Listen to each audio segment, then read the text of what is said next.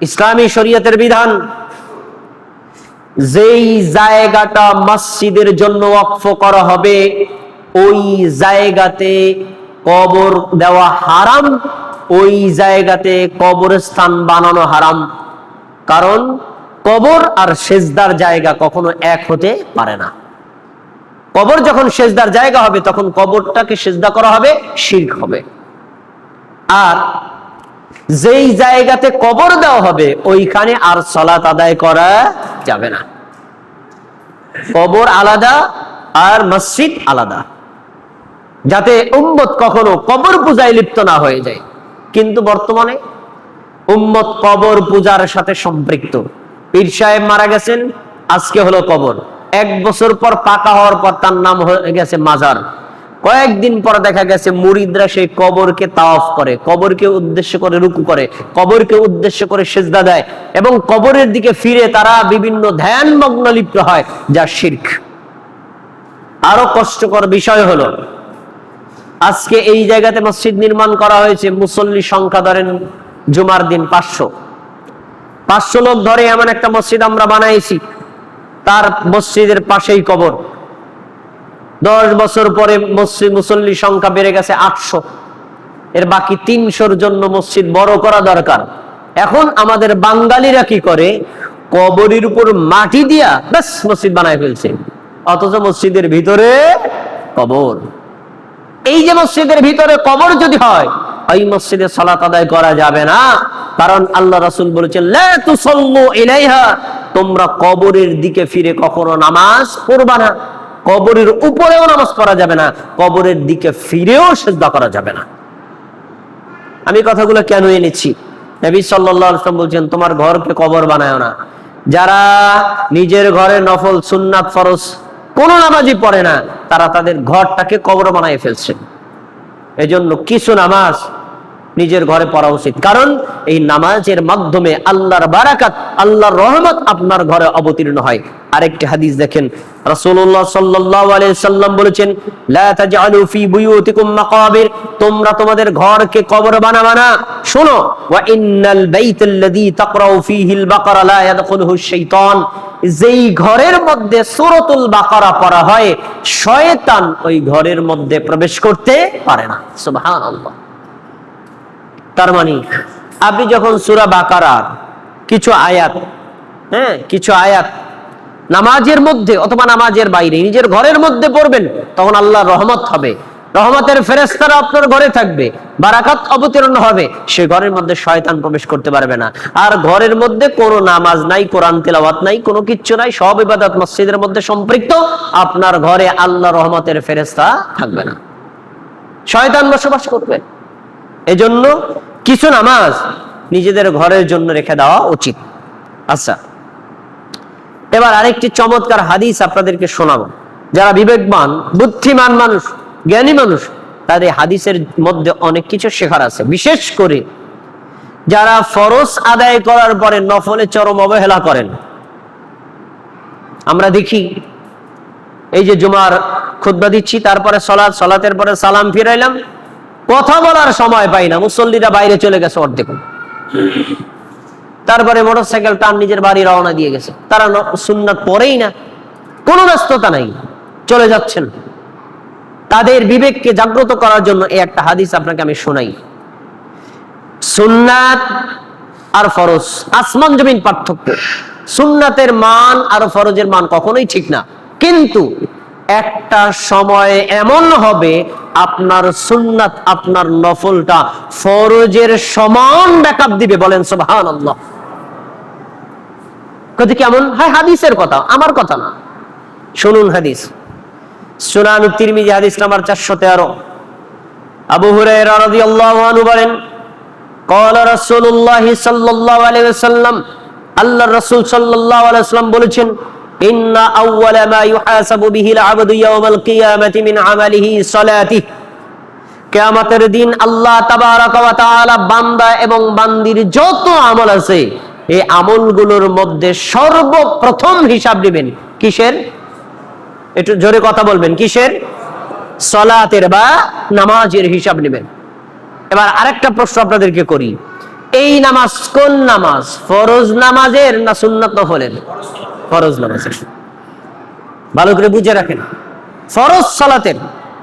আল্লাহ বলবেন ফজরের 2 রাকাত সালাত আদায় করেছো কিনা জবাব দাও, জোহরের 4 রাকাত সালাত আদায় করেছো কিনা জবাব দাও, আসরের 4 রাকাত সালাত আদায় করেছো কিনা জবাব দাও, মাগরিবের 3 রাকাত সালাত আদায় করেছো কিনা জবাব দাও, এশার 4 রাকাত সালাত আদায় করেছো কিনা জবাব দাও। এই 5 ওয়াক্ত সালাতের 17 রাকাতের সালাতের হিসাব আল্লাহ আগে চাইবেন। সুন্নাত নফল এটা পরে, আগে ফরজের হিসাব দাও। তার মানে আল্লাহর কাছে সুন্নাত আর নফলের চাইতে ফরজের মান মর্যাদা গুরুত্ব সবচেয়ে বেশি। আমি একজন দোকানদার, ব্যবসা করছি, উমরা উপলক্ষে সৌদি আরব যাব, 15 দিন দোকান বন্ধ থাকবে। বন্ধ রাখলে তো কাস্টমার ছুটে যাবে। আব্দুল মান্নান ভাই 15 দিন আমার দোকানটা করবেন, 15 দিন পর আসবো আপনার সাথে, তারপরে আমি আপনার থেকে হিসাব নিব। তবে আপনাকে আমি বলি, চাল ডাল আটা ময়দা যেগুলো বাকি হয় এই হিসাবটা শক্তভাবে রাখবেন। আমি আসার পরে সবার আগে এটা জিজ্ঞেস করব, এরপরে বাকি হিসাব দিবেন। এরকম আমরা অনেক সময় বলি না? তার মানে এটার গুরুত্ব সবচেয়ে বেশি। তো আল্লাহ রাব্বুল আলামিন আপনার কাছে সুন্নাতের নামাজের হিসাব পরে, নফল নামাজের হিসাব পরে, আগে ফরজের হিসাব দাও। আল্লাহর কাছে ফরজের দাম সবচেয়ে বেশি। এজন্যই এই হাদিসের আলোকে আমি ওই সকল ভাইদেরকে বলি, একেবারে নামাজ ছেড়ে দেওয়ার চাইতে সুন্নাত বাদ দিয়া ফরজ পড়াটা ভালো। কিছু ব্যবসায়ী আছেন যে নামাজের সময় কাস্টমার এত চাপে যে যার ফলে মনে করেন আমি যদি এখন নামাজে যাই তাহলে আমার কমপক্ষে 5,000 টাকা লস। এই জন্য উনি নামাজই পড়ে না। এই বেনামাজি হওয়ার চাইতে তার উত্তম পদ্ধতি হচ্ছে সে আগে ওযু রাখবে। কাস্টমার আসলেও ভাই একটু অপেক্ষা করেন, আমি 4 রাকাত ফরজটা পড়ে নেই ভাই, 4টা মিনিট সময় দেন। আপনি দোকানের মধ্যেই যান, নামাজটা বিছিয়ে আল্লাহু আকবার 4 রাকাত ফরজ সালাত আদায় করবেন। জোহরের আগে 4 রাকাত পড়েন নাই, পরে 2 রাকাত পড়েন নাই, কমপক্ষে আল্লাহর ফরজটা তো আদায় হলো। কিন্তু কিছু ভাই আছে না, আরে ভাই আগে সুন্নাত না পড়লে ফরজের কোনো দাম আছে? তার নামাজে ছেড়ে দিল। এটা ভয়ঙ্কর না? এজন্য ফরজের ব্যাপারে কোনো ডিসকাউন্ট নাই, কোনো কম্প্রোমাইজ নাই। ফরজ আদায় করতে আপনি বাধ্য, যে কোনো মূল্যে। কিভাবে আদায় করবেন? আপনার মসজিদে যাওয়া সম্ভব, মসজিদে গিয়ে আদায় করবেন। সম্ভব না, ঘরে আদায় করবেন। এরপরে আপনি পাক কাপড়ে সালাত আদায় করবেন। পাক কাপড় নাই, আপনি নাপাক কাপড়ে সালাত আদায় করবেন। নাপাক কাপড় নেই, উলঙ্গ অবস্থায় হলে সালাত আদায় করবেন। আপনি ফজর সালাত সূর্যোদয়ের আগে পড়বেন, আউয়ালাতে পড়বেন। আউয়ালাতে আদায় করতে পারেন না, সূর্যোদয়ের আগে আদায় করবেন। সূর্যোদয়ের আগে আদায় করতে পারছেন না, এই যে ঘুম থেকে উঠলেন দেখলে সূর্য উঠতেছে, বাস আপনি তখনই উঠে ওযু করে তখনই সালাত আদায় করবেন। কিন্তু ফরজ সালাতে কোনো ছাড় নাই, ফরজে অবহেলা করা যাবে না। আল্লাহ তাবারাক ওয়া তাআলা সবার আগে আপনার ফরজের হিসাব নেবেন। এরপর হাদিসের শব্দ শুনেন, ফাইন সালাহাত ফাকাদ আফলাহা ওয়া আনজাহা। কোন আল্লাহর বান্দার, কোন আল্লাহর বান্দির যদি 17 রাকাত ফরজ সালাত ঠিকমতো পাওয়া যায় তাহলে এই লোকটা সফল হবে, আর এই লোকটাই জাহান্নাম থেকে মুক্তি পেয়ে যাবে। সুবহানাল্লাহ। সফল মানে জান্নাত পাবে আর জাহান্নাম থেকে মুক্তি পাবে। আচ্ছা, এরপরে হাদিস শোনেন, যারা ফরজের পরে সুন্নাত পড়তে চান না, শোনেন, ওয়া ইন ফাসাদাত ফাকাদ খাবা ওয়া খাসিরা। কোন আল্লাহর বান্দা বান্দির যদি ফরজ আমলে ঘাটতি পাওয়া যায় তখন সে কিয়ামতের দিন আফসোস করবে, ক্ষতিগ্রস্ত হবে, অনুতপ্ত হবে। এরপরে আল্লাহ রাব্বুল আলামিন অতি দয়ালু, অতি মহানু, অতি মেহেরবান, বান্দাকে বান্দিকে জাহান্নামের আগুন থেকে বাঁচানোর জন্য ফেরেশতাদেরকে বলবেন, ক্বালা রাব্বু আযজা ওয়া জাল্লা, আল্লাহ রাব্বুল আলামিন বলবেন, উনজুরু হাল্লি আবদি মিন তাতাওয়ুইন। আমার ফেরেশতারা দেখো তো, যেই বান্দার ফরজ নামাজে ঘাটতি পাওয়া গেছে তার কোনো সুন্নাত নামাজ আছে কিনা, তার কোনো নফল নামাজ আছে কিনা। উদাহরণস্বরূপ বোঝানোর জন্য বলছি, আপনি একদিন ফজরের 2 রাকাত ফরজ সালাত আদায় করেন নাই, কিন্তু আপনি জুমার পরে 2 রাকাত সালাত আদায় করেছেন, অথবা জুমার আগে 2 রাকাত সালাত আদায় করেছেন, তখন ফেরেশতারা বলবে আল্লাহ ওর কোনো ফরজ নামাজ বাকি নাই, ফরজ নামাজ 2 রাকাত বাকি আছে, এখন ওর আছে, ও জোহরের পরে বা জুমার পরে 2 রাকাত সুন্নাত নামাজ পড়ছে।